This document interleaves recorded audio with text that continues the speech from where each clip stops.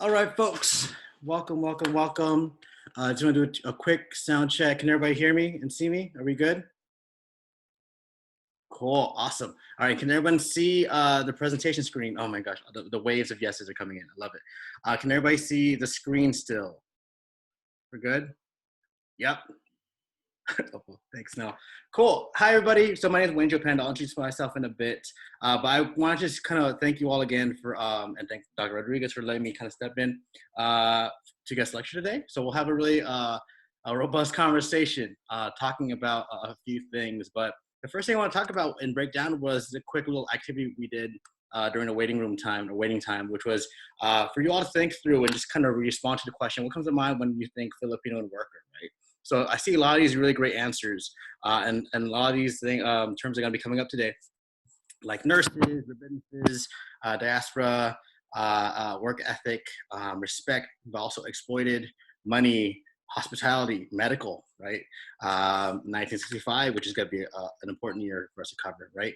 So we'll be diving right into that in a second. And just for ground rules, again, it's, things are recorded now, as Dr. Rodriguez had requested, but do feel free to interrupt, send questions in through a group chat. I have it here right on the left of my screen. So even if I'm in the middle of talking, I do want to make sure I stay as engaged with you all as possible, that we make this as interactive as possible.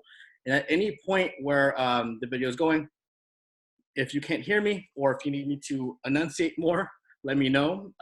If you need me to slow down, let me know. That way I'm speaking clearly, and that way we can continue having a fruitful conversation or fruitful time together.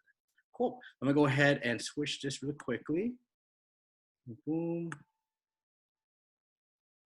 Boom.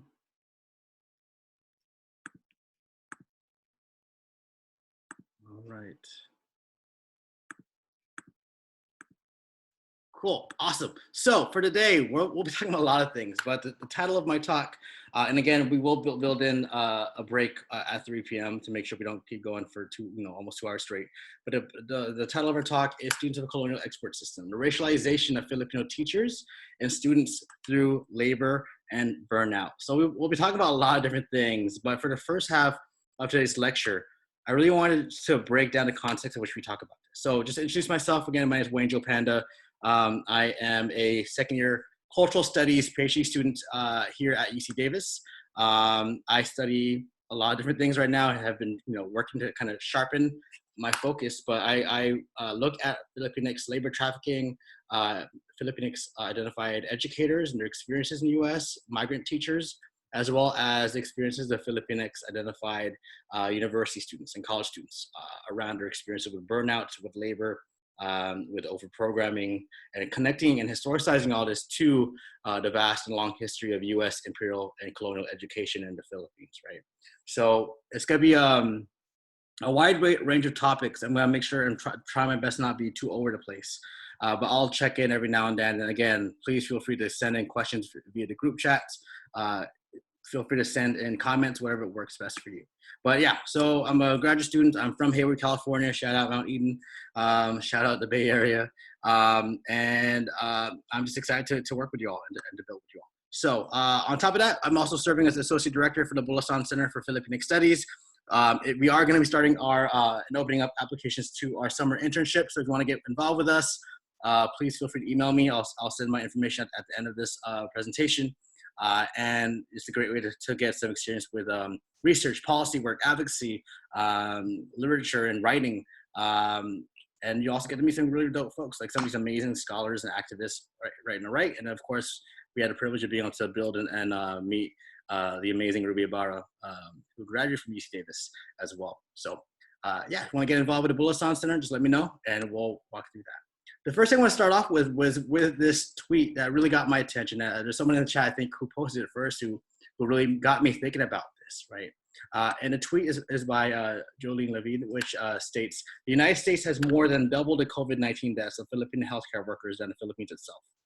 The colonial export labor policy, I know Dr. Rodriguez has written research about this, defined it, as well as taught this in the class, is still in place, and it's literally killing us. Filipino healthcare workers are not disposable.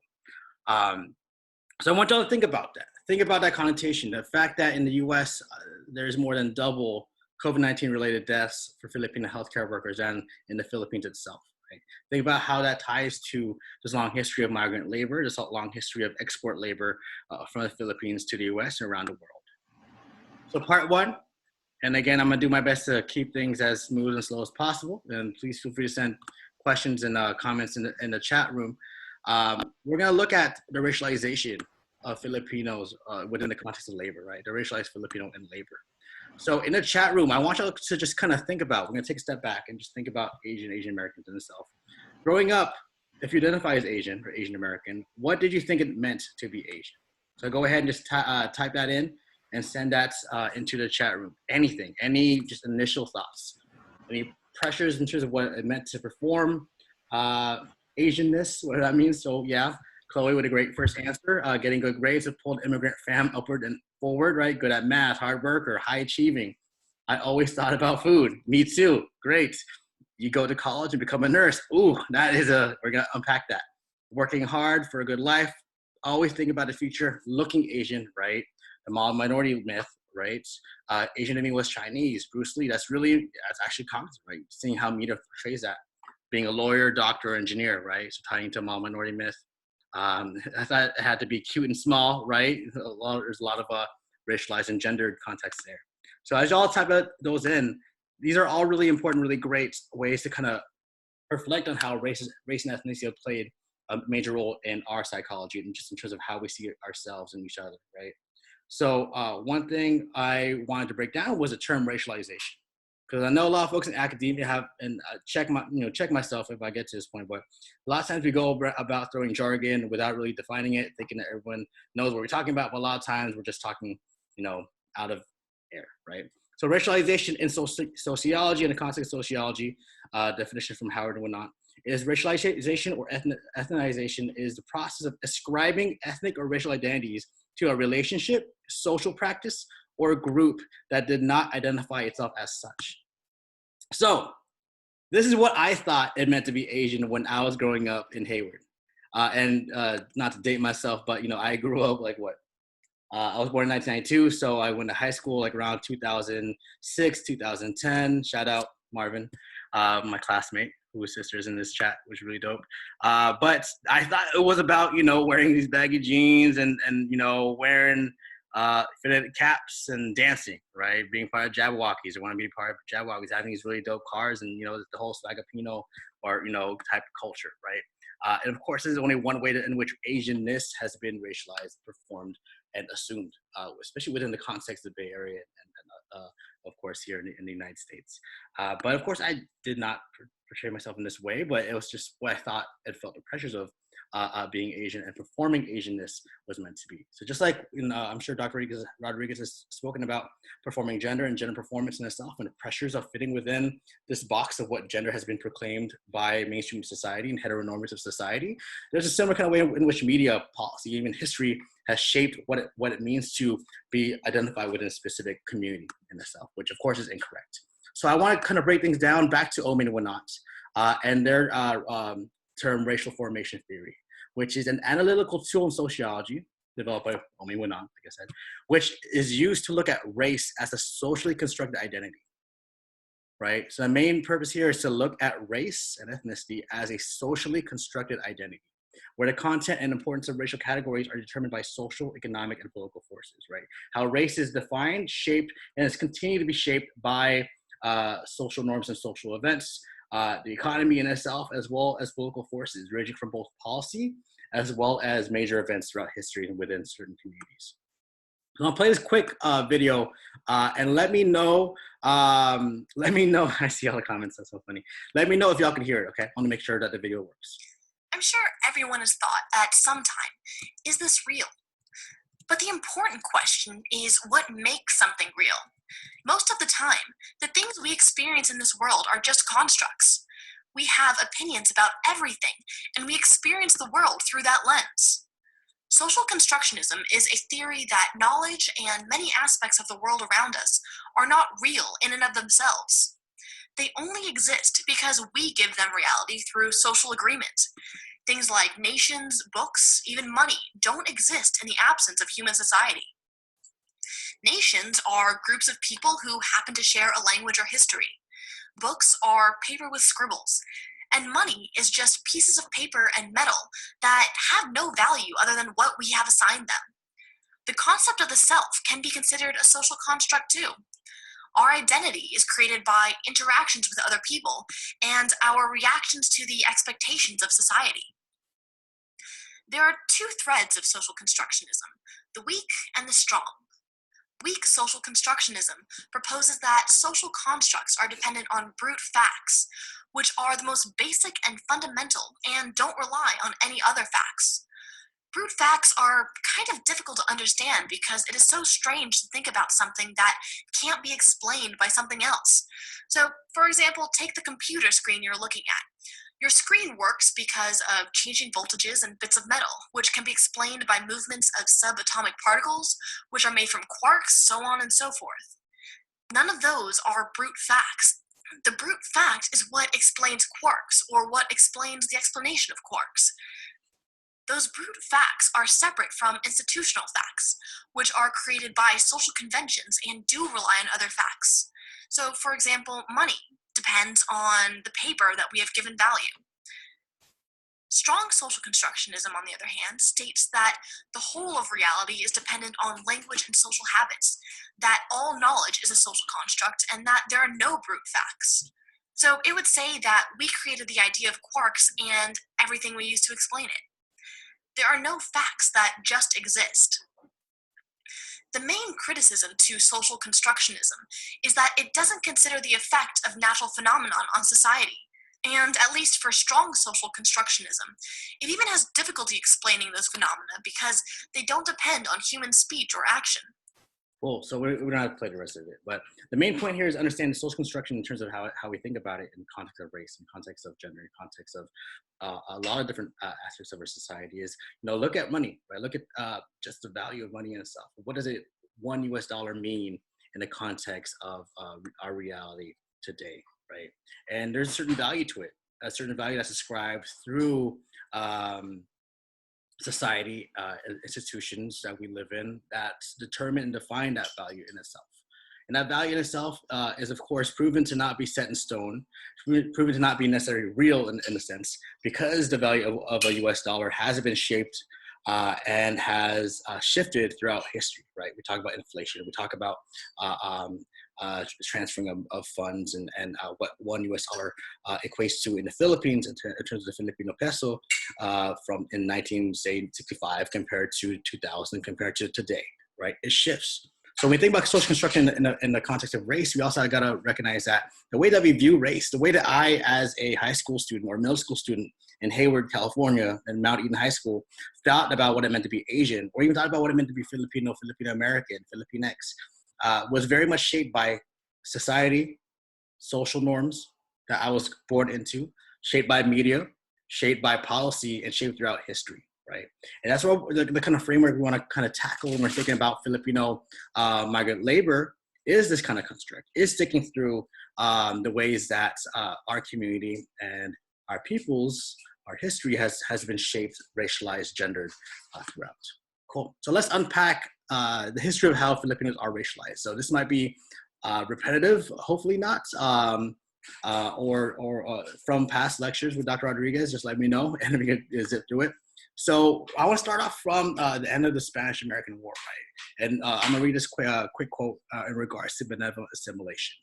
So I assume that y'all have already chatted about in different contexts. So December 21st, 1898, President McKinley issued the Benevolent Assimilation Proclamation, announced in the Philippines on January 4th, 1899.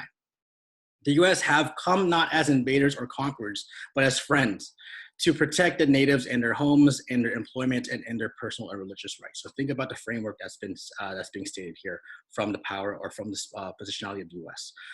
the United States wanted to win the confidence, respect, and affection of the inhabitants of the Philippines by assuring them in every possible way that full measure of individual rights and liberties, which is the heritage of free peoples, and by proving to them that the mission of the United States is one of benevolent assimilation, substituting the mildest way of justice and right for arbitrary rule. So when we think about benevolent assimilation, we think about some of the political cartoons that were portrayed during this time, right? So post Spanish-American War, the United States having a claim, quote unquote, or control over the Philippines and what to do with it. And as you see in the political cartoon on the left, we look at this funny, weird-looking globe, which is supposed to be like, international global perspective to President McKinley right here representing the U.S. And of course, what has been racialized and very problematically so as the native Filipino, the wild Filipino, right, which is really effed up. And seeing what the world, you're seeing the world kind of looking and waiting for the United States to determine what they're going to do, and whether it be to leave the Philippines to Spain, which looks like it'll be a horrible, quote unquote, death or determined fate. Or, well, we're looking at the right side, which is another political cartoon, looking at the long history of the United States as this state/power of benevolent assimilation, right? Looking at the United States as a power that helps, these other countries that need to modernize, other countries that need to civilize their community. And it's a similar kind of perspective that's shown here in regard to the wild indigenous Filipino, right? So it's really important to recognize how the initial conversation, initial language being shared around the relationship between the United States and the Philippines had begun, right? And these are only two examples of that. So fast forward a little bit in 1946, as what we would know, quote unquote, as Philippines independence, and that's a whole other conversation about whether the Philippines is truly independent. But the Treaty of Manila in July 4th, 1946, and the Tidings-McDuffie Act really, tied in and basically determined and stated the Philippines was now an independent country. Though it relinquished sovereignty over Philippines, the U.S. still holds strong presence through political, military, and cultural means, and you see this all throughout different ways. There's a lot of articles now, and of course, news articles and videos going out in regards to what's been recently proposed in terms of the United States funding and sending more military weapons, as well as additional potential military presence in the Philippines. For whatever means they choose to. You see this in the long history of U.S. military and naval bases and presence in the Philippines throughout different communities and different parts of the country. And you see this in terms of the policy making, right? A lot of policy making history in the Philippines has been shaped by, whether it be indirectly or directly, by U.S. policymakers here as well.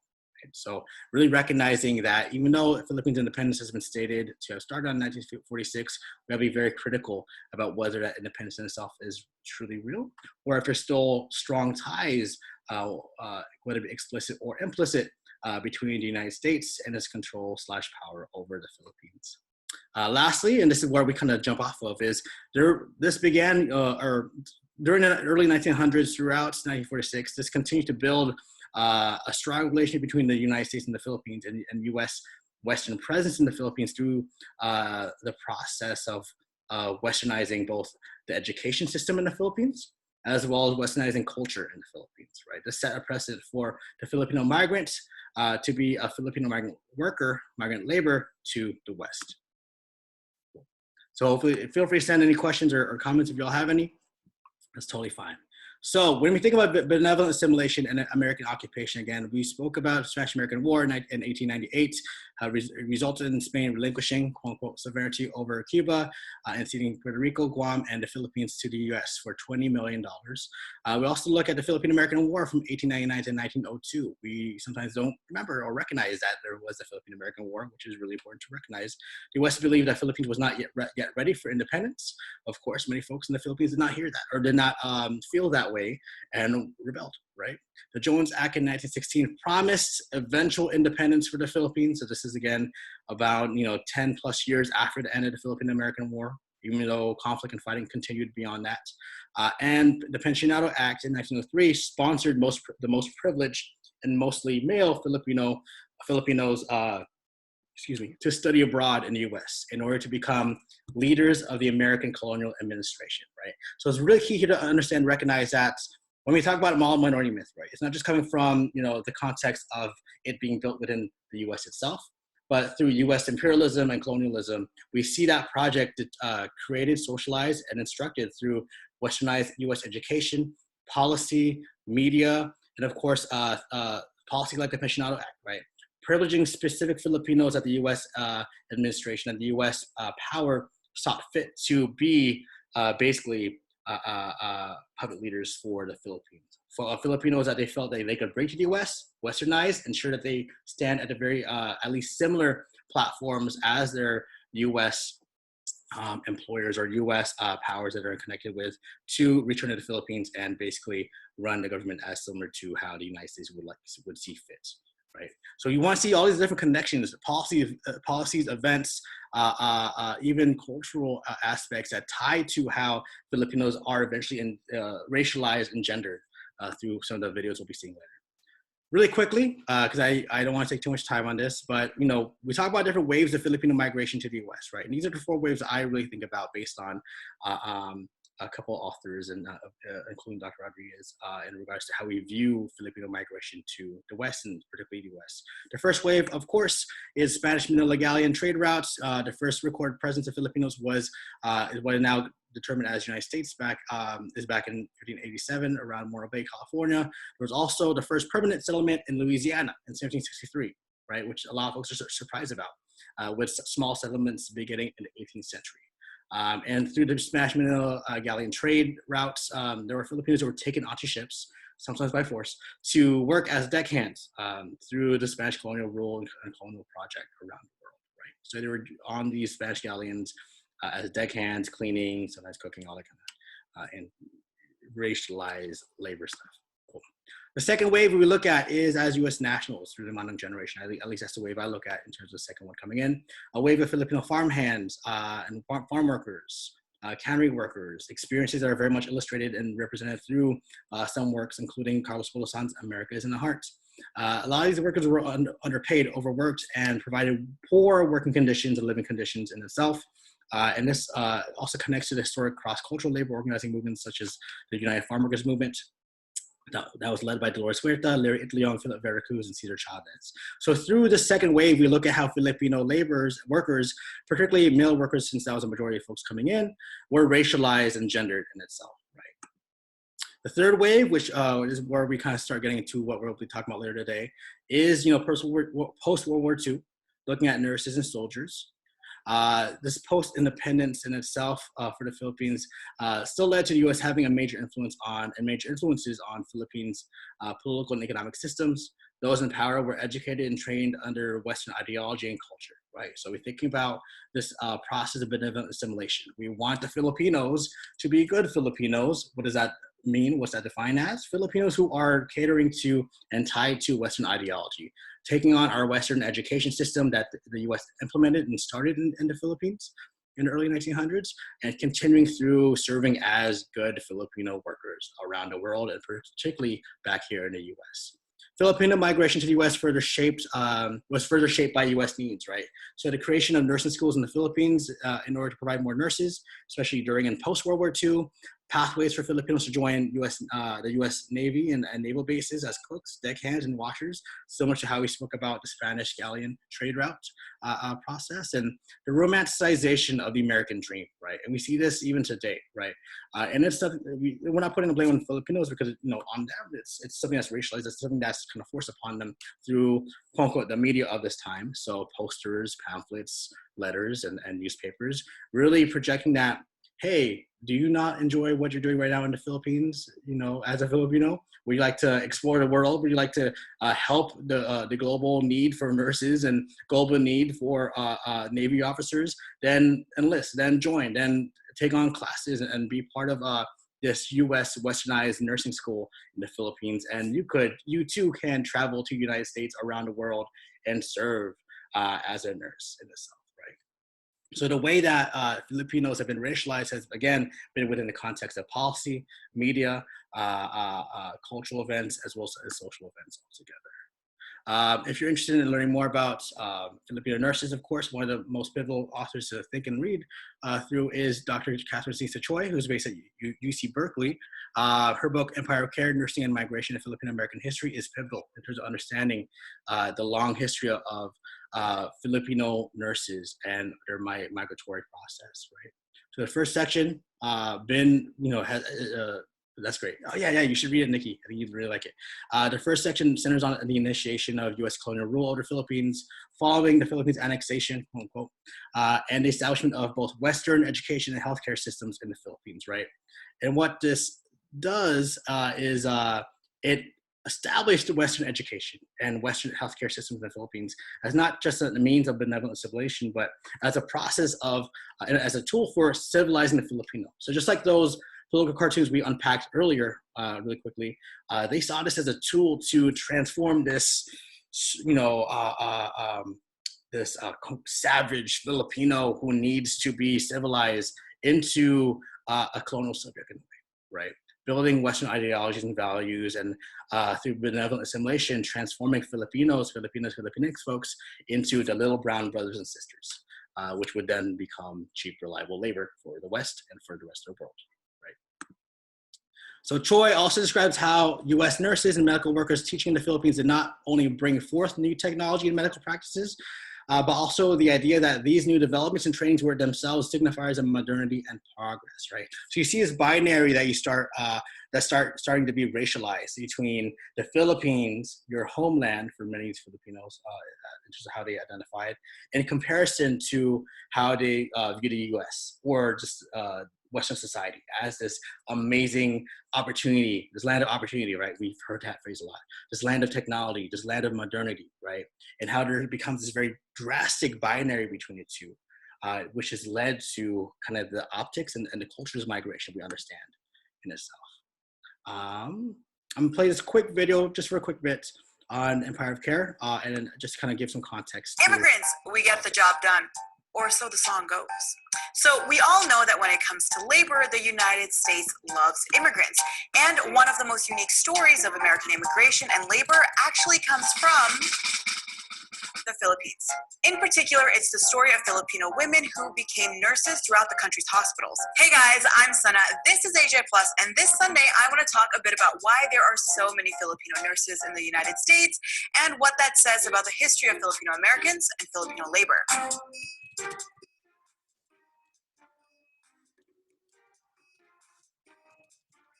Okay, so you might be saying, Sana, the US has a lot of Filipino nurses? Yep, here's what's up. Back in 2015, foreign-born Filipinos made up the fourth largest group of immigrants in the country. And the majority of Filipinos are in California, where they make up 20% of the nursing force, which is impressive when you consider that they only make up about 4% of the state's population. Now, it's easy to think of the Philippines as all the way over there, and the United States right over here. But Dr. Catherine Cisa Choi, who wrote the book Empire of Care, says that imagining Filipinos as simply foreigners actually erases the history between the countries.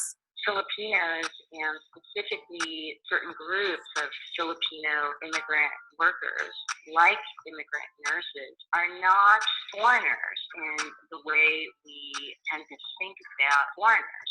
They actually have historical interaction with Americans. And that interaction begins like so many other immigrant interactions, with colonization. The Spanish colonized and ruled the archipelago we now call the Republic of the Philippines for a few centuries. In 1898, the Americans and the Spanish went to war, and it ended with the signing of the Treaty of Paris. As a result, the Americans got a lot of territories from the Spanish, one of which was the Philippines. But the people of the islands didn't welcome the Americans. They wanted their independence, not more colonizers. That resistance led to the 3-year-long Philippines-American War from 1899 to 1902, and it was fought between U.S. forces and Filipino nationalists. And it was a brutal war for Filipinos. It killed 20,000 combatants and 200,000 civilians as a result of the violence, diseases like cholera and malaria, and even famine. When the war ended, the Philippines came under the colonial control of the United States, and that's when the story of the Filipino nurses begins. Like in its other colonies, the United States began the Americanization of the islands after setting up a government in the Philippines. You also had American colonial officials going to the Philippines and exposing Filipinos to American culture, to the English language, to Americanized education. And this kind of training influenced so many different groups of Filipinos to dream about the U.S. and to desire to migrate there. American health workers in the Philippines needed locals to deal with the health issues of Filipinos because malaria and cholera had killed so many during the war. But they didn't find any nurses trained the way the Americans had been trained. And so they began recruiting Filipino women to work as what were called volunteer auxiliary and contract nurses. Around the same time in 1903, President William Taft passed a law that allowed and funded certain Filipino students to study in American colleges. And this led to the first wave of Filipino nurses coming to the United States, and it also led to a lot of the nurses staying. They even established their presence with organizations like the Philippine Nurses Association of New York, and the waves of Filipino nurse migration continued throughout the 20th century, especially as the United States opened up its borders a bit more. During World War II, more Filipino nurses were trained to serve in the U.S. military, and during the same time, the Philippines came under Japanese occupation. After the war ended, the United States granted the territory independence in 1946, and 2 years later, the State Department introduced the Exchange Visitor Program, a little something created to push back against Soviet influence. You know, bring more people into the United States and show them what the capitalist good life is actually all about. Because of the decades-long colonial relationship and education in English language, the Philippines became a model country for the program, and the nurses led the way. The program was so successful that it actually encouraged more Filipinos to go into nursing. The number of nurses in the Philippines jumped over 700%, from 7,000 in 1948. Cool. So again, I didn't want to play the whole video. We could find that online. And again, if you want to learn more, please do read Professor Choi's book, and also just reach out to her. I took a class with her at UC Berkeley. It was my first ever Filipino American class, Filipino American Studies course, or Filipino American class in itself. And you know, she's really great about sharing her work and sharing her knowledge there. So the fourth wave that I want to kind of tackle on, which is the current wave we're still in, arguably, is the post-1965 Immigration Act. So within the initial word cloud we created today, right? The year 1965 came about, and I assume it's because of this, right? The 1965 Immigration Act created three main categories for migration to the U.S. Refugee status, so folks who are fleeing political, ethnic, or religious persecution. Family unification, meaning if you have a family member here in the U.S., a father, mother, parent, grandparent, son, daughter, child, sibling, they can, if they are a citizen, go through a process to petition you to come to the U.S. This is how my family came to the U.S. And the third one, which we will be focusing on throughout the rest of today's lecture, specialized skilled labor, right? Looking at skilled labor as being defined as, loosely defined as a specific type of labor that has to be trained, right, through education, through a specific kind of skill set. But also can include performers, singers, artists, dancers as well. So that specialized skilled labor definition is very much fluid and open, but in the context of what we're talking about today is very much tied to skilled labor in a set of Filipino folks and potential immigrants who have achieved a particular degree equivalent to higher education in the US. At the same time, while this is happening in the US in terms of who is able to migrate inward, the Philippines, through the time of martial law and Ferdinand Marcos, established the labor export policy. So the lack of state resources and jobs in the Philippines was worsening political and economic crises in the Philippines. So President Ferdinand Marcos, notorious for implementing martial law, created systems and programs to encourage labor migration. Instead of developing the context of the Philippines, infrastructure of the Philippines in regards to jobs, opportunities, welfare in the Philippines, they focused, Marcos's regime focused on getting Filipinos out, right? Relying on this process that we just saw throughout video of Filipino bodies being commodified for Western labor, right? So with high unemployment and underemployment rates, this led to the labor export policy, like we just said.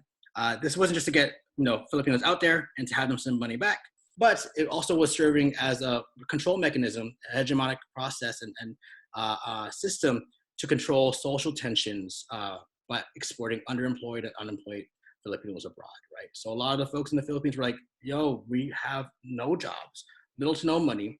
The food, we're having to bring in rice from across the ocean, even though we could create, we could farm our own rice ourselves. What's going on? and Marcos's regime really wanted to get that out of there and really deter that social tension. So they focus on really implanting this thought process that, hey, if you can't take care of your family here, look, we're going to provide a very easy and quote-unquote easy system for you to train, educate yourself, and get ready to go abroad, right? And that way you could serve your family abroad and by supporting them and sending them money back. And those remittances being sent from overseas Filipino workers, OFWs, was thus also supporting the falling peso, right? And foreign loan debt in the Philippines in itself. So labor export policy, like, as it is pivotal in Dr. Rodriguez's work, is one of these pivotal moments in Filipino-American history in terms of how Filipinos are racialized, right? The current effects of labor export policy continues in terms of, systemic programs encouraging citizens to become overseas Filipino workers.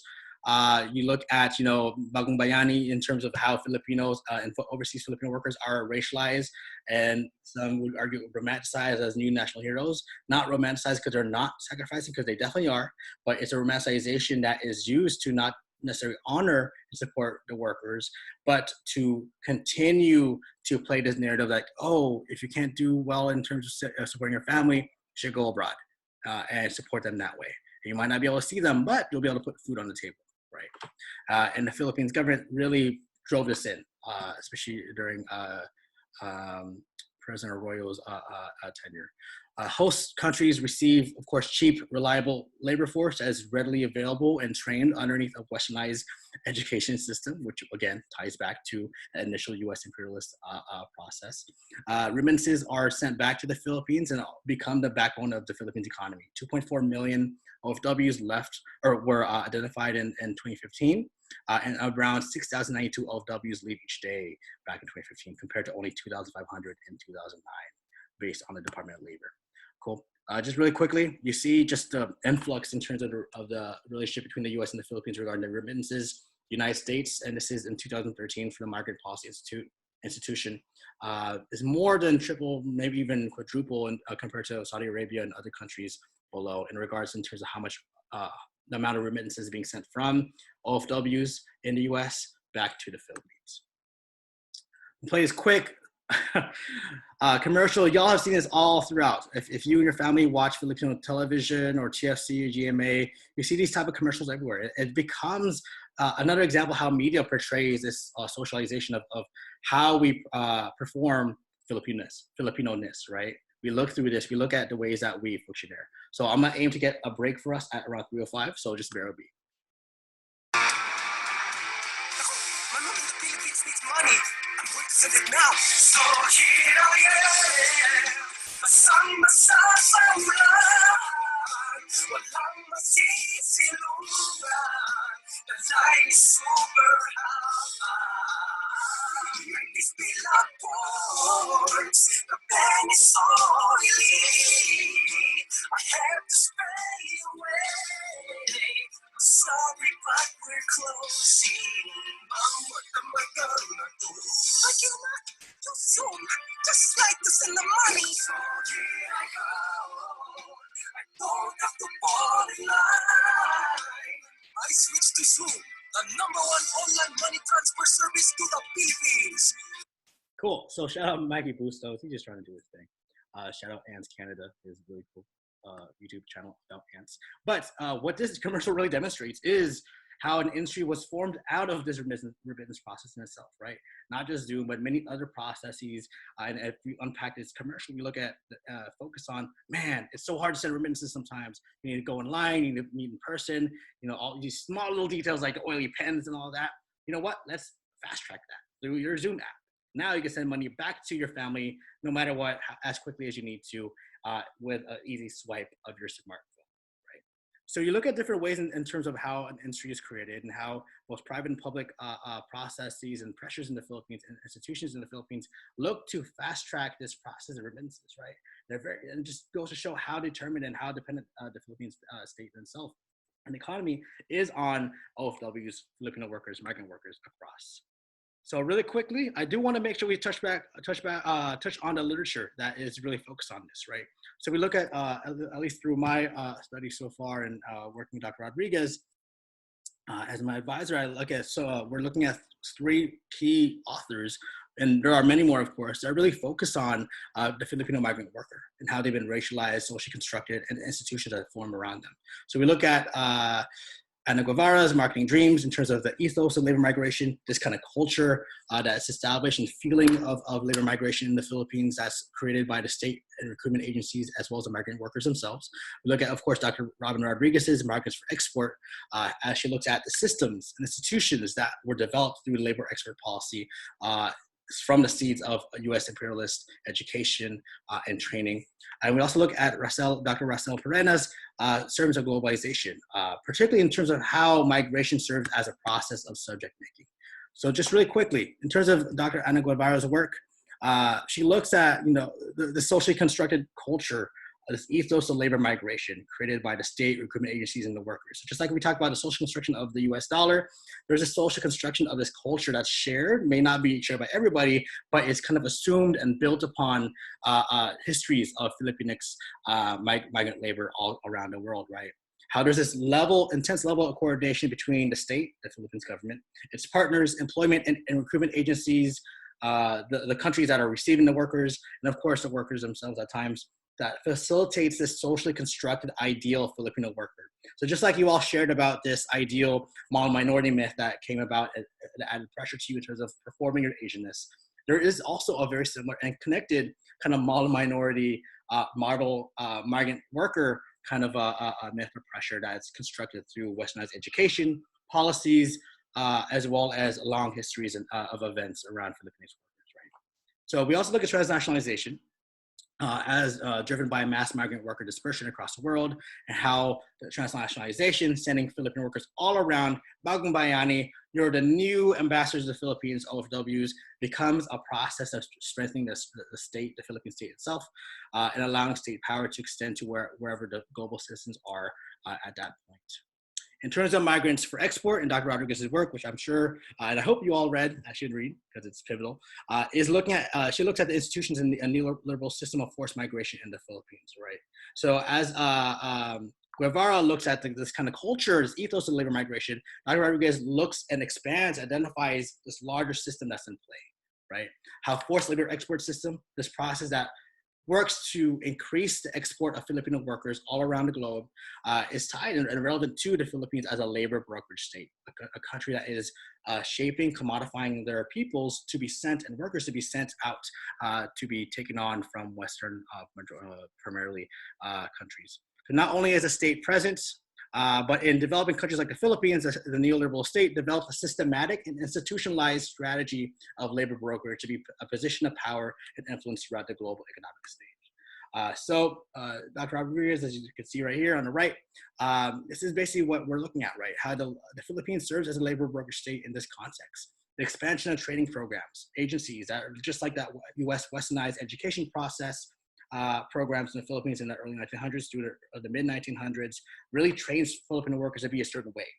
They're trained and told to be obedient, to listen to their employers, to not make a fuss, even if they might not receive their pay on time, but to know that their sacrifice is not just supporting their family, but supporting the great Philippine nation, right? They look at the neoliberal states as a facilitator of out-migration through the POEA, the Philippines Overseas Employment Agency. And we also look at the role of labor recruitment, right? Recruitment agencies both in the Philippines and out in countries like the US, Canada, Spain, that seek out this cheap, reliable labor, right? Filipino workers themselves in the global context have been racialized and gendered as the premier Filipino worker in itself.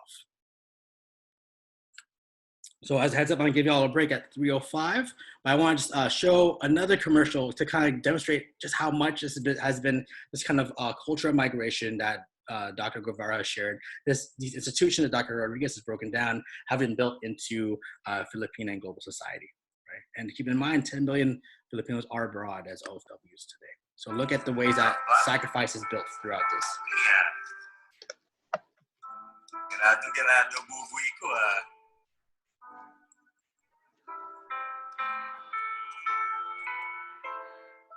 Oh my gosh. Si tatay. Sige na nga. Sige na to. Paano mang hindi ka pa dyan sa isang yan eh. Sarap!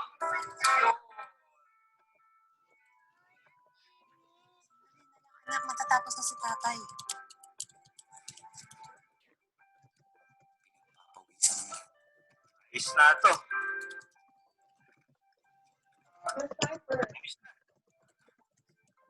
Mapipreskuhan ka na.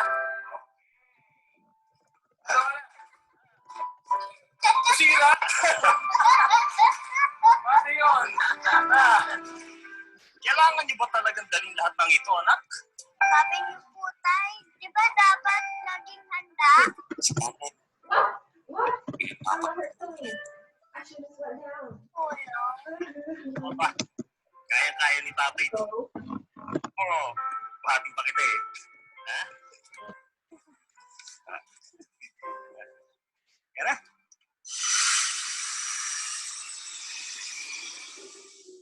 Lagi mo alagamit sa sarili mo ha. Huwag kang mapapawis ha. Lagi ka rin mag-aaral ng mabuti.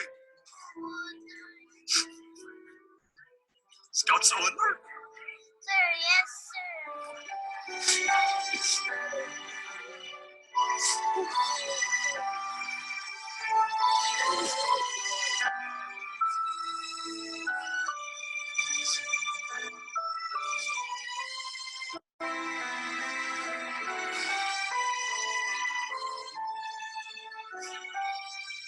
Gonna jump a little bit. So after working abroad, the dad comes back after a lot of years.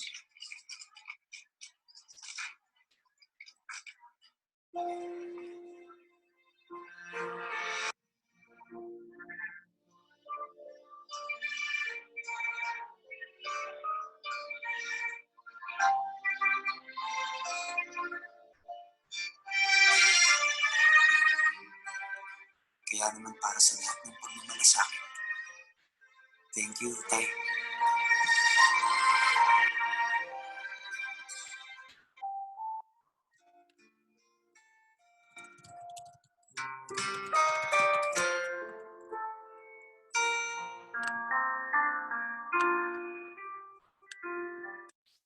Yes. Thank you for sharing that, everybody, and thanks for sharing that. Yes, Momo, I definitely agree. Tanella, yes, right. It makes me cry too. And it's okay to have these feelings, but what I want to point here is one, man, like we think about, and we could research so much about the market labor export system, and of course, a lot of these scholars that they want to remind us we can't forget that this is, a lot of these experiences are very much tied to our family formation, is tied to our personal experiences, sometimes tied, unfortunately, to trauma, and to recognize that this system in itself has been commodifying not just our bodies, but in a lot of these industries, commodifying our trauma, commodifying our emotions, commodifying these narratives that are very real, and these feelings and emotions are very much valid. But to be very, I want to be very cognizant of that. Man, I'm feeling so hard, because that reminds me of my family, and I know a lot of us may have similar and some different experiences. But it's ridiculous how much that has been not just ingrained within these industries and these commercials, but how they've been really fed through this kind of process and system of labor migration. So lastly, before we take a break, I'm going to break down Dr. Racialization work, Servants of Globalization, Women, Migration, Domestic Work. And within this context, Dr. Paredes, in difference to the other two scholars, looks at Filipino migrant workers, particularly domestic workers, at the level of at the subject level of analysis. So looking at migration as a subject-making process, just like the way that we were just talking about earlier, how Asianness has been socially constructed. What does it mean to perform Asianness, Asian Americanness, Filipino-ness, whatever that may be in the context of your society, your community. We look at how this performance or this identity of domestic workers, Filipino domestic workers abroad, has been shaped as well, right? So looking at the Filipino domestic workers in their dislocation in regards to 4 different instances: partial citizenship, family separation, just as we saw in that commercial, contradictory class mobility, and the feeling of social exclusion in the migrant community. And just as importantly, Dr. Paredes looks at how a lot of domestic workers she focuses on don't necessarily fit within this binary that folks assume of a European or a global employer and a Filipino migrant worker. But many of them kind of feel this kind of tension, this contradictory class mobility. they work, quote unquote, under a European, maybe, or Western, or whoever employer, particularly as a domestic worker, right? As maybe a nanny or a cook, whatever that might be. At the same time, to care for their families back home, they may also hire a nanny, hire a live-in caregiver for their families back home in the Philippines. So it's not just this kind of binary between the European employer and the OFW, but kind of a three-tier transfer of caretaking, right? The European employer who wants to work full-time and can't take care of their family, so they hire an OFW to come in and care for the kids, care for maybe the elderly, wherever that might be. And that OFW themselves also hires domestic workers in the Philippines, loosely defined domestic worker, to care for their family as well. So it becomes a kind of hierarchy / tier system and transferring of care that we look into in itself. And just to save some time, I want to move forward away from this.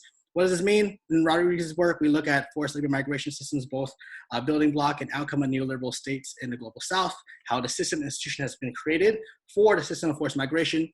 Guevara's work, we look at the cultural logics, right? The ethos of migration, how this global worker has been socialized and constructed through systems of training, education, policies, in both the receiving and country and the Philippines itself. And Paredes looks at this tension of the contradictory class mobility, right? Filipino domestic workers aren't just within this binary of employer and employee, but find this contradictory, tension-filled middle kind of positionality sometimes in regards to their experience. So I want to go ahead and invite y'all to take a break. I'm going to give y'all around, if it's okay, 9 minutes. So at 3:15, please come back. In that time, I'll just go ahead and play this quick little video on Jo Koy. You don't have to watch it if you don't want to. There's some language here, but it really kind of ties together this kind of socialization and racialization of Filipinos, right? And particularly around Filipino nurses, right? And again, I want to clarify, there's nothing wrong with being a Filipino nurse. Jo Koy's not shutting that down.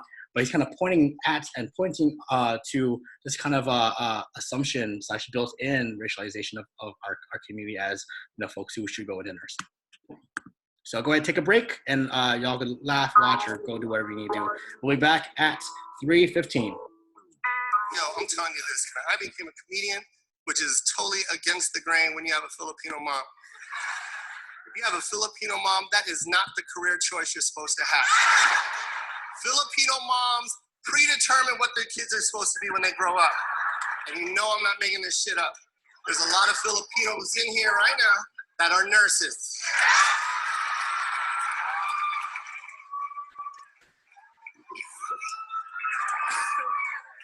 Today is a good day to get injured at a show. Because there will be a nurse in here like, oh my God, put a cold compress on the head. Elevate the feet, elevate the feet. Elevate, what the fuck is elevate? Just lift. Lift the fucking feet. Are you stupid? And I'm not shitting on you for being a nurse. That's a great job, great benefits, good money. I'm just saying, it wasn't your dream.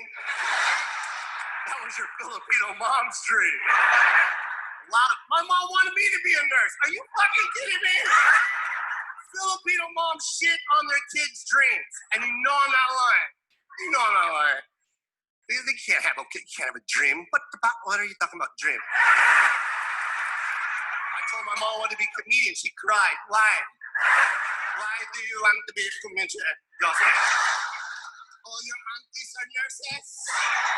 Your cousins are nurses? Do you see any clowns in this family? Do you? Shit on my dream right there. Just looked at me and went like this. Joseph, who told you you were funny?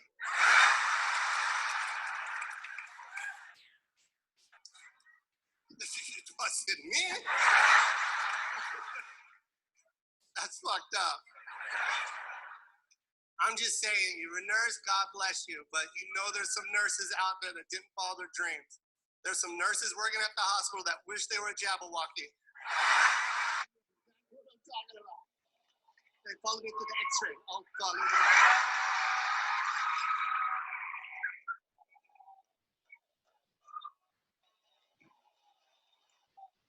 Damn, that nurse can dance. It was always my dream. My mother did not believe in me.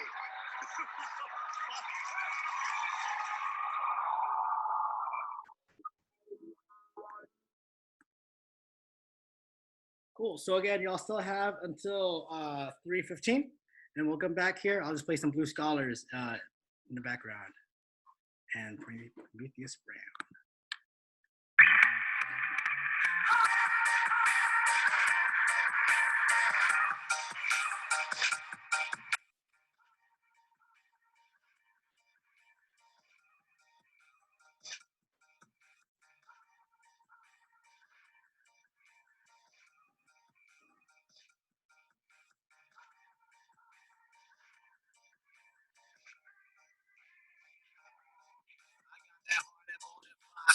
Beating like a bongo, wildin' with Arcada, Lola used to call me Gago, hella Ilocano. I sit with the minds that always follow. Covered up the picture with my girl French kissing, went swimming with our fingers made our homeboys sniff 'em. It was different back then. They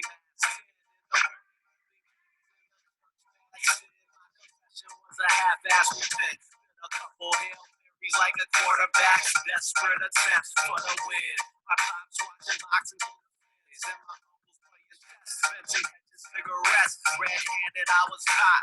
They laughed when I coughed. Later on, best believe I'm getting spanked for the loss. My pops never finished his thoughts. He's like,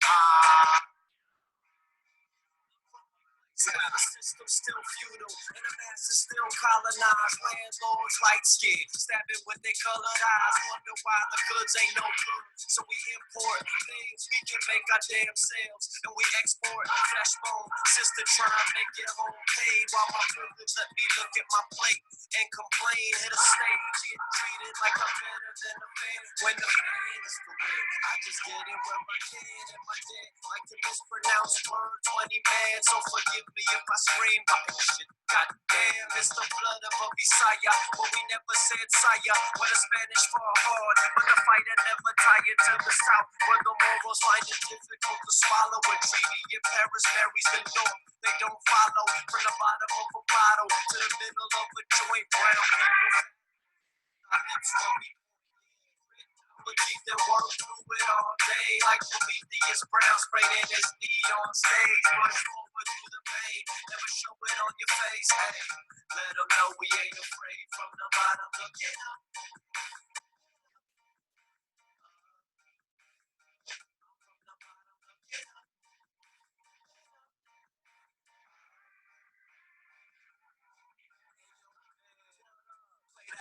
For me, man, we told them where we from, now let's tell them where we at. In fact, they ain't letting us till we throw a couple back.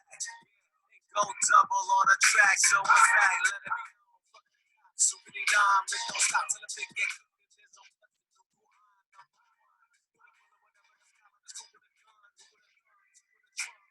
Ready, give them soon as we done, we get what's we say, get on the drum. Document struggles to link what we from. Straight up the mouth, we get straight to my lungs. Chopping it up with a couple of the tick. Hit the boys in blue like the scholar. Time to get up on my G sheet. When it need, bullets to his feet. Happy jumping around bamboo, tapping the ground to a beat. See what I mean? AOG. From the fields to the hills, in the panels, in the something, get pineapples in the field. Yeah, reality.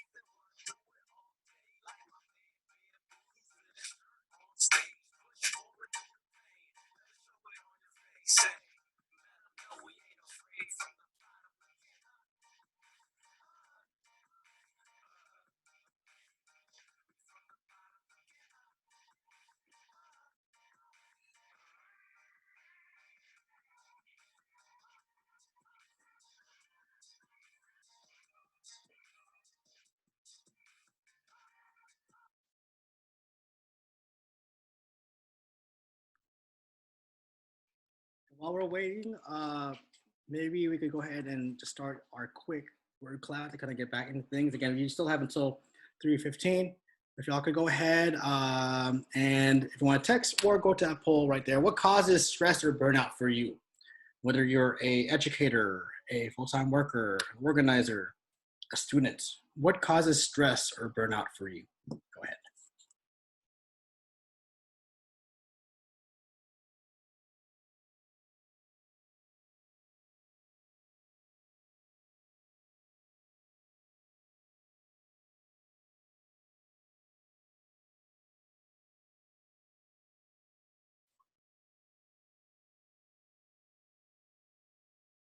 Extracurricular, good.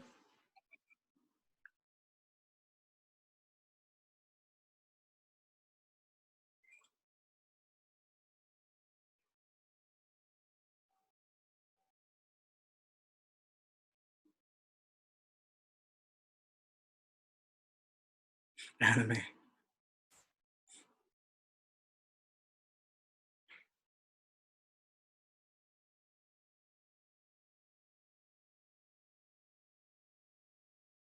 These are great. Awesome. So just to jump back into it, let me go get my video on. Cool. Yeah, some of the keywords coming in, and the biggest one right now is perfectionism, expectations, right?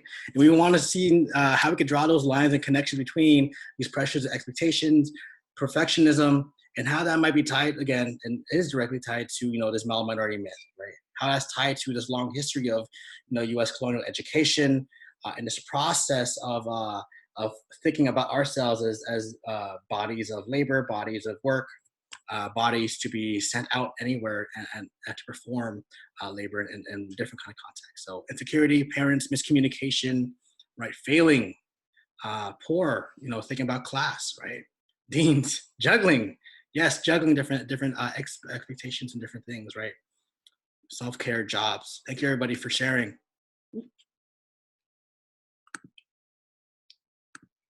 Cool. All right, so to move forward, sorry, give me a quick second.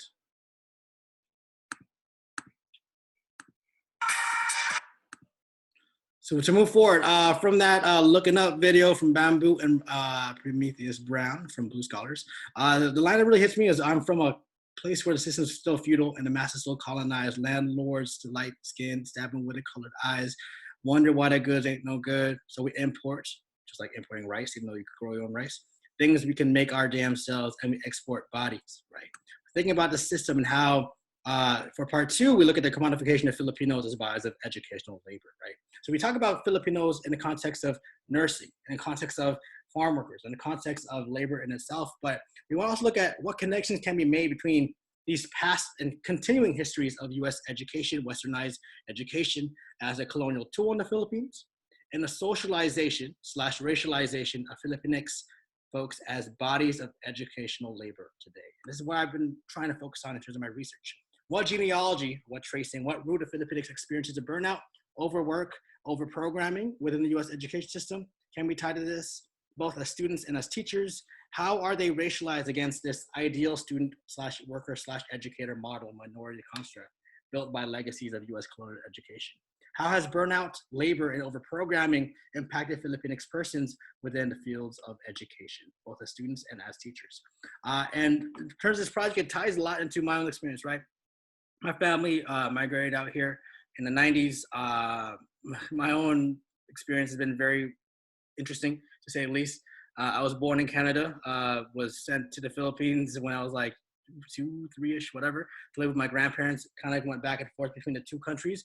And then my parents, while my parents were in 2 other countries, my dad was in the US trying to figure out how to bring us all together. My mom was in Canada and I was with my grandparents in the Philippines, in Iloilo. Shout out to all the Visayans. And from there, we actually were able to reunite around, me being 4, 5, 6-ish years old. And, first gen college students, was lucky enough to hustle my way to Berkeley, huge Giants fan. But when it came down to, I was questioning why was my family so separated during my childhood? I didn't understand that. Why was I growing up with my mom in Canada through phone calls? I wasn't mad at her. She was doing her thing, trying to work as a nanny and working in different places. My dad in the U.S. Why was it so transnational in terms of my childhood, right? Not looking at it to complain, but just kind of curious about that. And that's when I started reading books like Migrants for Export. I read Dr. Rodriguez's Migrants for Export. I read many other books from Filipinx identified scholars and activist scholars. And I was just really, excited to kind of dig in there. You know, before I was really thinking, oh, maybe I'll do law, but I didn't like it. I didn't like the thought of going to policy, going to law. So I just cold emailed a bunch of professors, and luckily, as the bottom right corner shows, that's, you know, Dr. Rodriguez was one of the only few Filipino professors who reached back out to me, and was down to meet up at like a random Oakland cafe after my last ethnic studies class, and to, you know, not necessarily just talk about academics, but just talk about, you know, our families, and talk about, you know, family histories, right? Talk about migration, talk about, you know, everything that she kind of broke down in the book, but in a very grounded, down-to-earth conversation between one another. So this led to some of the work I did in my early undergrad around the cases of Filipinx labor trafficking. So when we think about trafficking, we think about sex trafficking, we think about child trafficking. In terms of labor trafficking, we might think about quote-unquote unskilled labor. But as this video portrays, there is a rise, a continuing rise of Filipinx teachers who have been unfortunately trafficked. I'm just gonna play this video to kind of give that context. Meantime, some Filipino activists in the San Francisco Bay Area are demanding justice for hundreds of trafficked teachers and calling for the prosecution of the man who allegedly victimized them. Romel Conclara has this story. Last Friday, representatives from the National Alliance for Filipino Concerns, Gabriela USA, and Migrante Northern California met with Philippine Ambassador Jose Quisha Jr. at the Philippine Consulate in San Francisco to demand justice for hundreds of trafficked teachers from the Philippines. More than 200 teachers were allegedly duped by recruiter Isidro Rodriguez, who reportedly promised them good-paying teaching jobs in America in exchange for more than $10,000 each in recruitment fees. But these jobs reportedly did not exist. These alleged victims of human trafficking are now furious that Rodriguez has been released from detention after being arrested last November. They asked why the Philippine government isn't taking a more active role in helping the Filipinos who have been victimized. Ambassador Quisha assured them that the Philippine government is doing what it can to prevent human trafficking. Sorry, y'all. I'll bring it back. Meantime, some argued that the Philippine Overseas Employment Agency endorsed Rodriguez and his agency, which made it more credible for teachers to join the program. The agency was actually the one who fixed my POEA requirements. They did everything for me. That's why I trusted them very much. So when I arrived here, I didn't know I would end up like doing house cleaning job just to pay just the interest of my loan. Until now, I'm still paying my loan. So to cut it off there, and you know, you could definitely look up some of these cases, and particularly the case that we're looking at here is a bunch of interconnected cases affecting over between 100 to 150 teachers, Filipino, Filipina, Filipinx, identified migrant teachers, were trafficked to different parts of the U.S., primarily in the South, found their ways across different parts of the U.S. as in the South, ranging from Portland to SF to Southern California to D.C., and across, you know, different parts, as well as some of those teachers going back to the Philippines. But I wanted to highlight the community organization I had the privilege of being able to kind of build with, learn from during my time in DC, which was Gabriela DC. At this time, and this picture was recognized as so Gabriela DC is a grassroots militant Filipina rights organization, and within the U.S. context. There are different chapters in different parts of the nation, as well as different chapters within the Philippines, and they work within the overall umbrella organization of Gabriela International, right? So fighting for the liberation and rights of Filipinas across the world, not just within the Philippines context, not just within the US and diaspora there, but across everywhere. Whether it be migrant workers, whether it be domestic workers, whether they be children, they work for the protection of all women and children all across Filipinx experiences, right? So starting off with the organization of 7 to 8. Oh man, I didn't know that. Yeah, I had no idea that Gia Tolentino's parents were also trafficked, and she's an amazing author and writer in itself. Going back to the project, I had the privilege of being able to work with the organizers of Gabriela DC, the DC chapter specifically, as well as some of the other chapters in New York and SF in short time. But we look and we through some interviews with some of the teachers, we were looking at three major claims, right? On coloniality and labor brokering. We look at the Philippines labor brokering policies, these policies that we broke down and that Dr. Rodriguez writes about throughout her work as urging citizens towards a path of OFW. Of being overseas Filipino workers, right? Which also leads to the rise in Filipino labor trafficking, not just of teachers, but of many other avenues and fields. We look at the breaking of narratives, right? Challenging the general assumptions of who's undocumented and who's trafficked in terms of trafficking narratives. There's always that tension of recognizing what the quote-unquote undocumented narratives may be defined as. So we want to be very careful and be very cognizant of different perspectives and how that's been shaped there. We're also looking at how some of these cases are forcing a new perspective, and some voices are being raised up around what immigration reform should and can look like. And lastly, looking at Gabriela DC as a space for disrupting coloniality. So this whole long history of U.S. coloniality, westernized education, this whole benevolent assimilation process that has still affected many of our communities in due time. Is something that Gabriela DC, Gabriela USA, and many other organizations like Migrante International really seek to dismantle and disrupt, right? Providing survivors of trafficking with political education resources, but also more so opportunities for, and just as important, opportunities for survivors to self-advocate, right? It's not this hierarchical, service structure of, oh, me as a service worker will help you, the poor survivor of trafficking. No, let me get you, it's a bi-directional, more horizontal kind of way of working across community, right?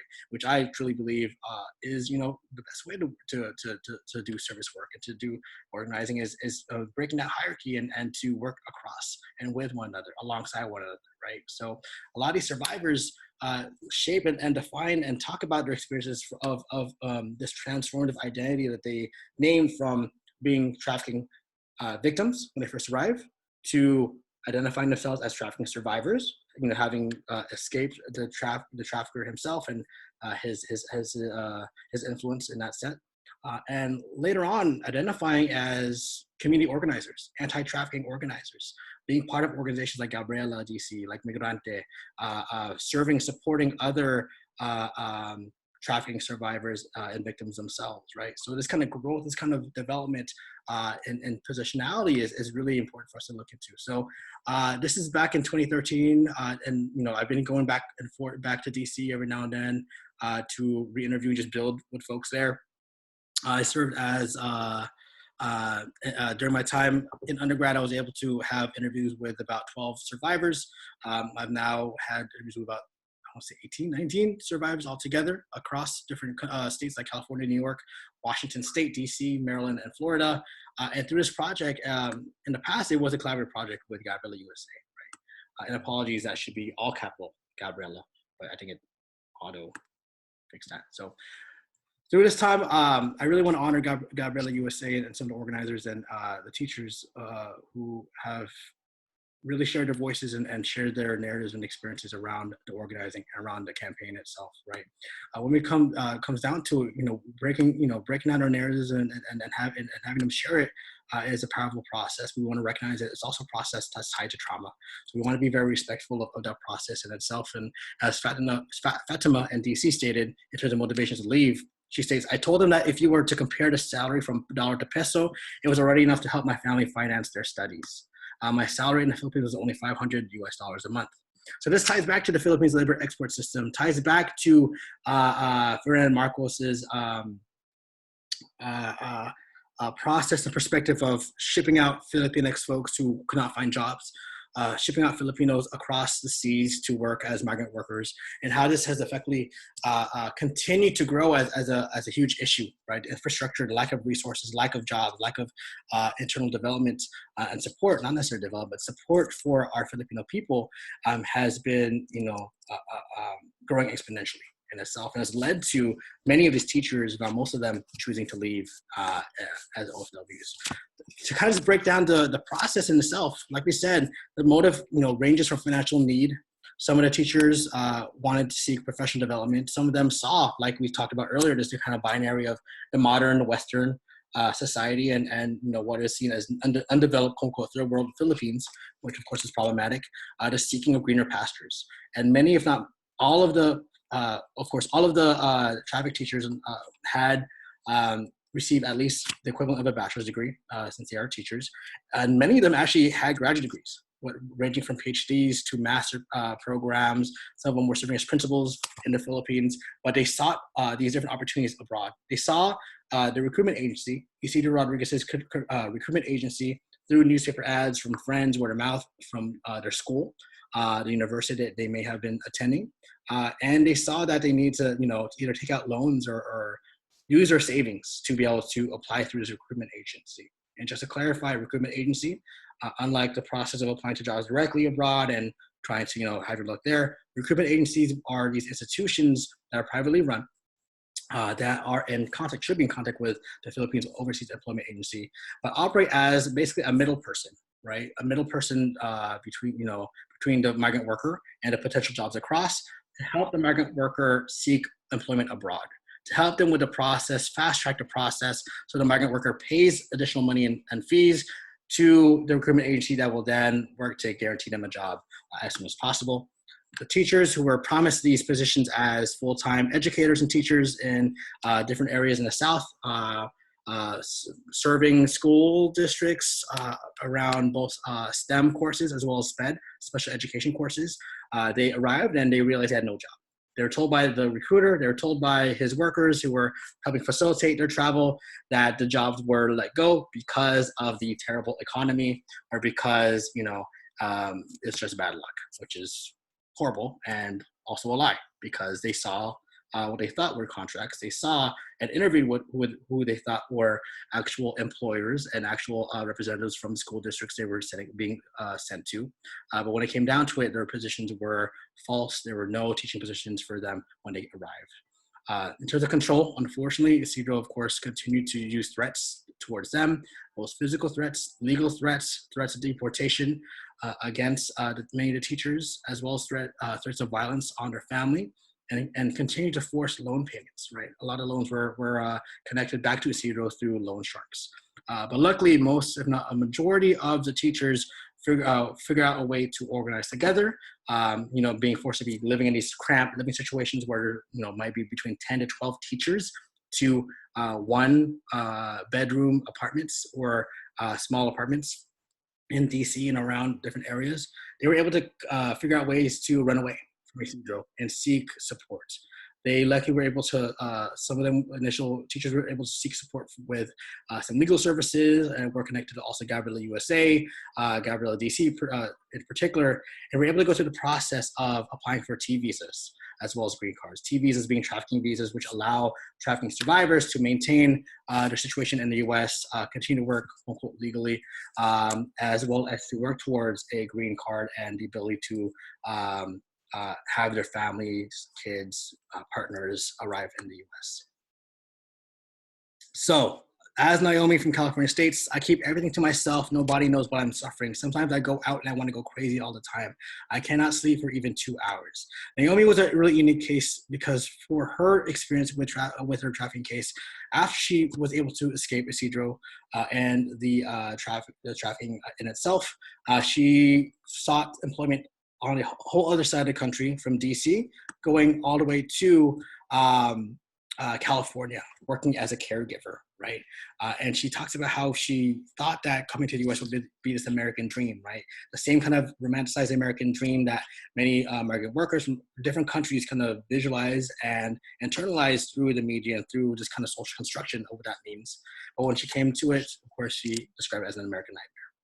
The mental and emotional toll of that process has trained you, the process of being trained in the Philippines has trained you to be obedient, silent, and submissive, even during moments of uncertainty, emergency, and even violence and trauma, right? So Naomi speaks about that, how there's this tension of being trained throughout all her time in education, through her time as a teacher, to follow suit, to trust your employer, to fall in line. And this is one of the initial moments where she felt she had to rebel and go against that. And she's glad she did. In regards to some of the consequences we break down, on a national scale, Philippines dependency is still in itself a major issue, a lopsided relationship between the Philippines and the US in regards to migrant labor, in regards to the teachers' cases. On a policy scale, the Philippines immigration system controls and visibilizes, racializes, and silences OFWs continued. And also, whenever they're out at these different countries, whether it be in Europe, whether it be in Australia, Canada, the US, New Zealand, like we said earlier in the first half of the lecture, a lot of these OFWs, migrant workers, have been, valorized as the Bangko Bayani, new heroes of the Philippines, when they come back home in those airports. And, President Arroyo and the government officials throw these, grand parties or grand rallies for them when they arrive. But when they're in their respective countries abroad, they have little to no protection sometimes, right? We see so many cases of employee abuse, of migrant workers being abused, of sadly being killed or murdered, unfortunately and sadly sexually assaulted, and it continues in horrible ways. And it's maddening to me, at least, and to many others, that there still is a lack of protection for migrant workers throughout all this time. And organizations like Gabriela, organizations like Migrante, and other organizers and folks on the ground and policymakers are working to try and alleviate that and fix that.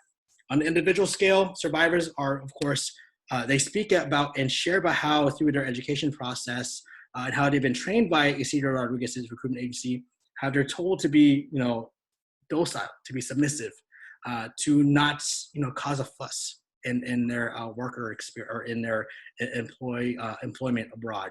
How they kind of shape and talk about this ideal global citizen, this ideal worker construct that they have been told or been showed through their training, right? This ties back to the minority myth that we talked about earlier. But what's been really pivotal has been seeing this transformation again from trafficking victims to survivors to organizers. Like we showed earlier, Ilao, which became Gabriela DC, had about maybe 7-8 members, a range of both survivors of trafficking as well as some community organizers and legal workers in itself.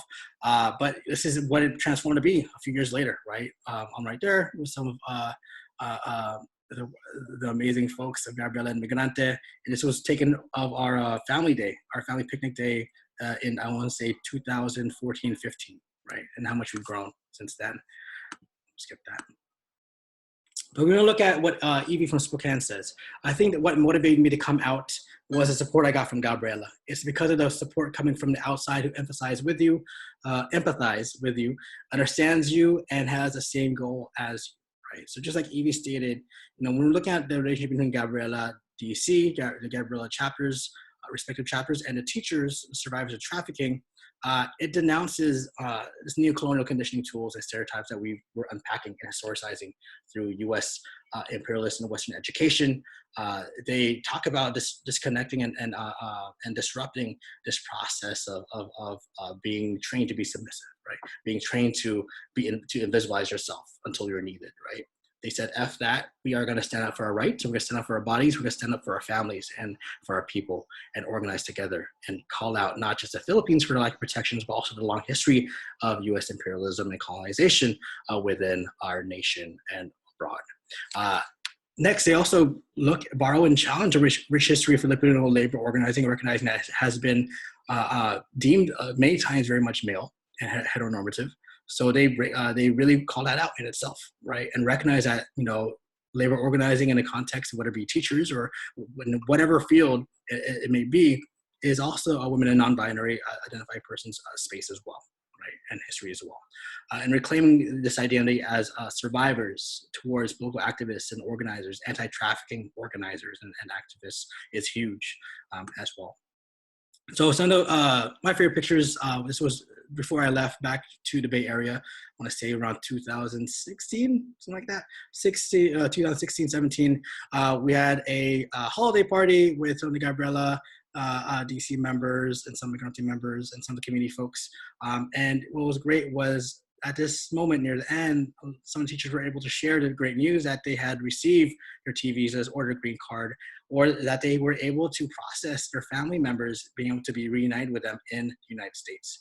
So what that's been great is not just the service being done, but you're seeing this kind of transformation and this process in which the teachers themselves are supporting other teachers, are supporting other trafficked survivors in their process of not just getting themselves out of their situation, but also helping them with seeking more jobs. Majority of these teachers have found positions teaching at preschools or other facilities. Some of them have worked in caregiving. Unfortunately, it still has been a struggle for many of them in terms of working multiple jobs, of figuring out, family reunification. But there has been some great successes and victories there. We look at the racialization of our labor, right?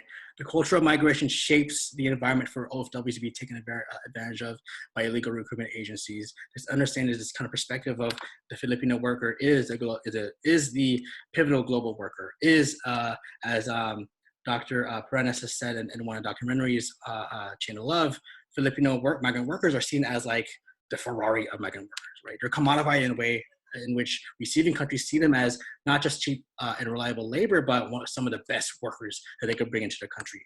And we see that also in a way that some of these school officials may have seen Filipino teachers, because there are teachers who are hired from the Philippines and are still, working there, but how they've been racialized has been very interesting to kind of dig into, right? We see the rise of Filipino migrant educator hirings as being tied to the three major authors that we referred to earlier, right? Them being seen as dependable, consistent, but yet cheap labor, something that Guevara shapes and defines through the ethos of migration. Looking at how they're easy to hire and recruit, right, through the systems of labor expert that Dr. Rodriguez breaks down, and looking at how Filipino teachers felt this conflict and positionality, right? And they're still sending money back. Some of them felt these pressures of hiya or shame to speak out about their situation or share that situation with their families. Some of them have never even shared that with their families, that they were trafficked, but continue to send money back home and try their best to support their families back home, right? And how that ties to Paredes' process of understanding migration as subject making.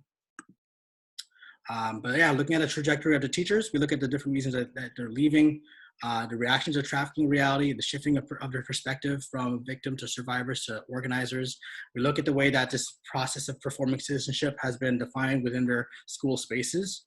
And we look around their feeling experiences around labor in the classroom, right? Feeling that they've been placed with sometimes more work and more expectations, more kids and students to care for compared to their non-migrant teacher counterparts.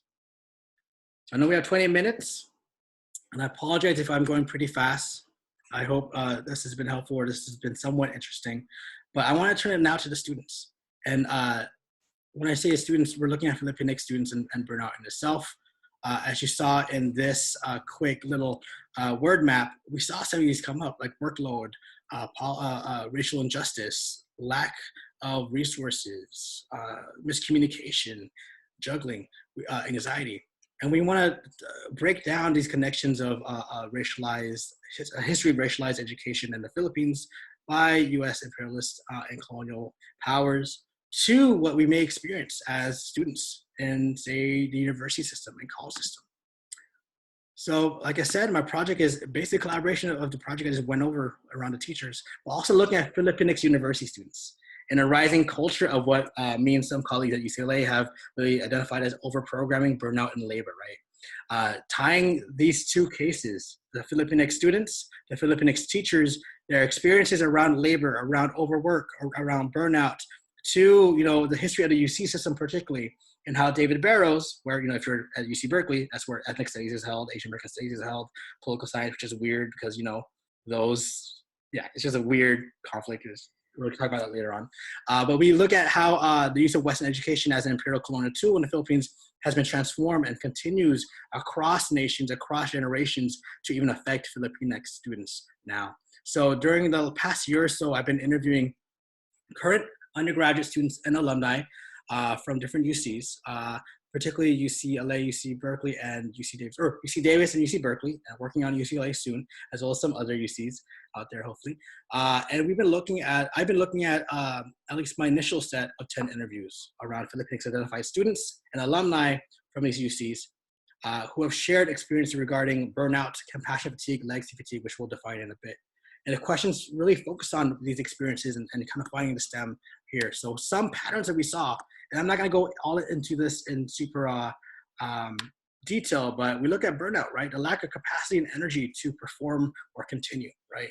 Examples that we saw in interviews: I can't continue to do this work. I can't continue to go to this class, to go to my meetings. Compassion fatigue, when someone likely in the helping professions is quote, emotionally affected by the trauma of another. February 2002. So looking at, I can't help them anymore if I can't help myself. We see how so many students, Filipino students we've interviewed and worked with, and this comes from my own experience too, feel this kind of compassion to support my classmates, other folks in my community. If you're in the Filipinxs, organizations on your campus, you feel like, oh man, I need to support them. And sometimes you put your friends, your familias, your adings, your kuya ate, whatever that might be, at the forefront versus supporting yourself, right? That leads to burnout as well. This term, which I am looking to define, is legacy fatigue, which is the pressure of honoring those before you that may lead to overwork, overprogramming, and burnout. And this is very particular because this really ties to folks who are in Filipinx organizations. I felt this really strong. I was part of a recruitment and retention organization at my alma mater that did amazing work. I came in as an intern around the shadow program, bringing in high school students to our campus. Loved it. I wanted to take on that position. I applied, I got that position. I didn't recognize how much work, how much labor was gonna be put into that work, or into that position I was offered. So because of this, I felt this pressure, and some folks in our interviews have shared similar pressure of having to perform not just the same amount of labor and work and visibility as the coordinator, the person you interned for, the person who came in before you, but feeling this need to have to do more in order to not to compete with them, but because you feel, oh man, they built this amazing community and organization for me. I feel like I need to honor them by doing even more than them. Because I promised them that I will not fail them. I will not let the shadow program, this recruitment program, go, do worse compared to what they did. And to honor their work and their labor and their self-sacrifice, I'm going to self-sacrifice my own self through, mental health, sometimes physical health, emotional health, to make sure that the programs they put on continue. And I'm going to add my own spin, right? So these kind of feelings, and this was really interesting because we saw this across different kind of organizations, right? And it's not just within Filipino organizations, but that's what I'm really focusing on. And I'm seeing in the chat a lot of folks kind of feel this, and I'd love to chat with you all in the far future about this, is, seeing this kind of cycle. Because when you think about it, this legacy fatigue leads to, of course, overprogramming. And we're not blaming the organizations, we're not blaming, the PCNs or anything like that. We're not blaming the Philam community. We're looking at how this led to, the planning and producing of even more programs, events, campaigns than not just individual students, not just organizations, but the greater Philam community, whether you have 7 organizations or 2 or 1, can handle, right? Feeling that they need to keep adding more and more programs, more and more events, assuming that quantity of events means success, right? But what has happened is a lot of folks get burnt out. A lot of folks feel jaded, unfortunately. I personally did as well. Because no one hurt me, but it was this kind of system of feeling that I had to continue adding more labor, adding more programs, producing more and more and more, which is very much tied to the very capitalistic way that we see success in itself, right? And yes, like Antonio was just saying, you could totally see the links to white supremacy, cultural framework, right? Quantity over quality, perfectionism, this model minority myth, it all comes together. And not, it comes through different facets, but I'm trying to see how we could connect this back to these histories of U.S. westernized education, right? The commodification of Filipinx as biased labor, right? Looking at Filipinos as the brown little brother or sister. And instead of looking at the U.S. here as imperial power, I want to challenge this kind of mindset and look at the university. How has the university profited and taken advantage of our labor? How has the university developed these spaces post Prop 209, which of course took out affirmative action, but replaced it with these recruitment and retention spaces that I was a part of, that many of us have been a part of, and have led to our bodies, our emotions, our emotional labor, our soft and hard skills being taken advantage of for what we think is upholding the community. But when it comes down to it, maybe the university should be not just providing more resources, but doing more work on their end to support our communities to thrive. It shouldn't just be on the students to create, recruit, and uphold retention of ourselves. It should be on institutions as well, right? We're not there to do this straight up work. We're there to build community, yes, but it shouldn't be leading to us self-sacrificing ourselves and our health. So just to just continue with some of this, you know, we look at Maggie, who states we really move far away from how do you prevent burnouts, especially in this work. We move more towards how do we minimize it, right? And just the fact of that, a lot of these students feel like burnout is just is ingrained in the work they're doing. You know, there's been so many times where the organizations I've been part of had trouble finding, you know, folks to apply. Not because they're small organizations, they've been there maybe the longest compared to some of the organizations on campus. But they found it hard because people knew that being part of that organization in a staff position, staff role would lead to burnout, right? And it became this very connected, internalized connection between those two, right? Edgar states, one of my interns applied for staff. They didn't get it, and they took this news hard. They saw the person being celebrated, and the intern was about to fortunately commit suicide. I apologize. Luckily, we were able to intervene with campus police. It scares me how much many potential students may not recognize their capacity level, leading to burnout even in worse situations, right?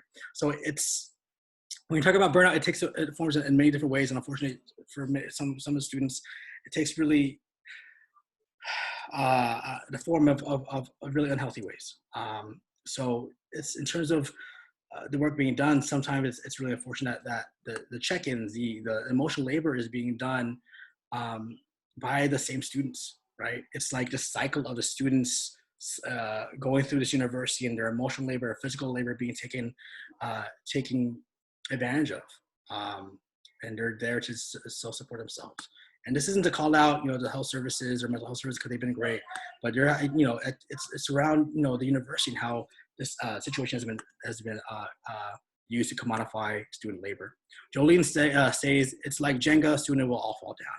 I felt so much admiration for my predecessor, right, legacy fatigue. I wanted to make them proud. I felt the pressure to do as much programming and events as they did, and to do even more in order to leave my mark, my legacy in this space. But what happens is this process of overprogramming and doing too much repeats, and new staffers want to continue building more and more programming than those before them. It's like Jenga. 1 year, the tower of programming will be too high and it'll all crash down. And I've experienced this, a lot of us have experienced this in regards to not just burnout and students and staff members having to step back, which is fine. Nothing's wrong with that. We also see it in the form of whole staff roles, maybe staffs being as large as maybe 15, 16 people, dwindling down to 8, dwindling down to 10, dwindling down to 7 because of burnout, because of this legacy fatigue, because of these issues and these pressures, right? And like Victoria says here, there's 2 different places for change. From the outside, institutions can further support spaces like ours through funding, additional mental health services, and advising from full-time professionals. There's also a lot to be done internally. As individuals, we must reflect and be realistic about our goals and our capacity. As a staff, we can turn towards more collaboration with other organizations, share the labor and resources, fully reflect on if specific programming are necessary or needed, and look towards things like collaboration, which I'm super big on, right? And so, you know, check our egos at the front door as organizations, as staff members, and work together and share that amount of labor, right? But when it comes down to it, we want to make sure we're recognizing that it's not on the students, it's on institutions, it's on this long history of our bodies, our labor being commodified for, you know, the capitalist system, for the United States, you know, imperial colonial project, for the university in itself that operates a lot like a business, as you all have been reading and seeing, right? And through my colleague, Ruben DeLeon at UCLA, we kind of looked through this thing called ILB, looking at how imposter syndrome, this fear of inability to measure up to standards, feeling like you don't deserve not just a position you're in the Phil-Am community or organization, but also your position in the university itself, ties to this feeling that in order to fight off that feeling of imposter syndrome, to deal with it, you buy into overprogramming, you buy into legacy fatigue. To honor your predecessors, you've got to match their amount of programs and events. To prove your own self, to prove oneself in your position, in your community, in your university, that you belong there, you need to prove it by putting up program after program. And to be this model staff member, this model Phil-Am community member, this model student, well, minority, that has been ingrained within this cultural kind of knowledge, this shared knowledge, right? And of course, that leads to burnout.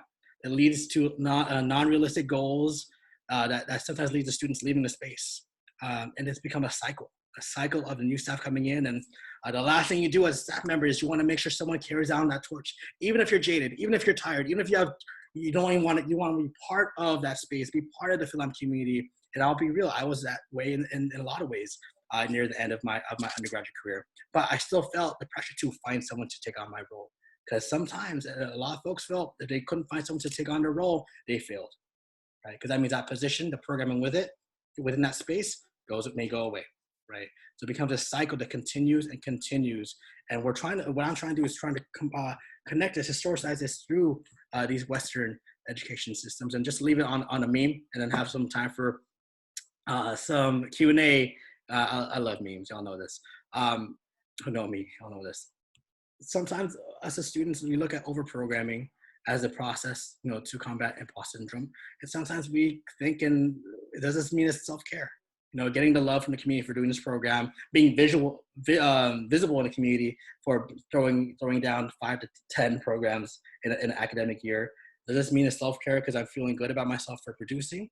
Or is it really just you continuing to have your labor, have your emotional labor commodified by the university, being taken advantage of, right? We're not helpless students, of course, but within the process of everything y'all have shared in terms of burnout, we're also workers. We're also, taking on multiple jobs. A lot of us are caring for our families. A lot of us are caring for our partners, taking full-on loaded classes, first-gen students trying to figure out imposter syndrome. You might be the president of like 4 different organizations on campus, right? But it's on us to also kind of critically analyze that and kind of recognize how do we heal from this long history of trauma in itself. So to close it out, we draw a connection between the experiences of overworked Filipinx students and trafficked teachers. We connect that to the history of U.S. colonial education in the Philippines and the process of racializing and socializing Filipinx folks as obedient bodies of labor, right? Global bodies of labor, right? And we look at how this community, how community in itself was built, and what role labor played in the building of the shared culture. So this is the big picture we look at, right? We look at, again, 1900s U.S. education as a colonial tool in the Philippines, the socialization, racialization of Filipinx bodies as bodies of labor, benevolent assimilation, the labor expert policy leading to the creation, the socialization of the obedient migrant worker, the model migrant worker. And of course, we look at Filipinx university students and teachers, Filipinx migrant teachers, as, in the case of the trafficked teachers, being overworked, being taken advantage of, leading to burnout, leading to, particularly in the students' cases, being just like in the past, being bodies of labor sometimes for the neoliberal capitalist university. So with that being said, we look at those cases, we look at these contexts, and again, nothing's done yet. This is all just, I'm still like in the very beginning of this project. But I really appreciate y'all being part of this and to really talk through this. I see all the chats. I see all the messages, the legacy fatigue in a self-definition and context. Folks have been saying that's been ingrained in many of us, first as well as second-gen immigrants, third-gen immigrants, right? And Joel, I appreciate that. Yes, Lorna Piles, Healing Justice, Holistic Self-Care for Change Makers. I love it. Yes, check that out. And if you're in one of those cases where you feel any of these pressures, right? And you feel, these pressures to perform a certain way, I suggest, having those frank and open conversations with your staff members, with your friends, with your community, whatever that looks like, and to build with them to help kind of reshape, rethink, and reorganize how your organization, your personality, your community may function. But to make it clear that it's not your fault. It's not your organization's fault. It's not the Phil-Am organization or community's fault, right? A lot of this is tied to just longevity of trauma and commodification of our labor for a higher power, a larger power in play. Cool. So I know that was long. I appreciate y'all's patience. I know we're at 3:58. I'm going to be here for a couple more minutes if folks want to have any questions, but I want to thank you for your time. Feel free to send more questions in the chats. Let's stay connected. Again, my name is Wayne Jopanda here at UC Davis. If you want to email me with any questions or just talk through more of this, I would love to interview folks who would be willing to share their experiences around burnout. Email me at wejopanda@ucdavis.edu. follow me on Instagram, Jopanda Sal, add me on Facebook, LinkedIn, whatever works. I'd love to connect with y'all. Yes, I love Boku no Hero. It's my favorite. But I just want to thank you all. Thank Dr. Rodriguez. Thank Asian American Studies for allowing me to share my piece. Thank you all for being here for 2 hours. And yes, I will. We will have this on YouTube. So I really appreciate y'all being here. Shout out to the Bulosan interns, near and far in different campuses and different capacities. Shout out to your nurses. Shout out to the frontline workers. Please support them. And I'll be here for a couple of minutes. So, so much love to you all. Have a great rest of the week. And just share some love with each other. So I'll play some chill hop. And for any other questions, I'll be here for a bit.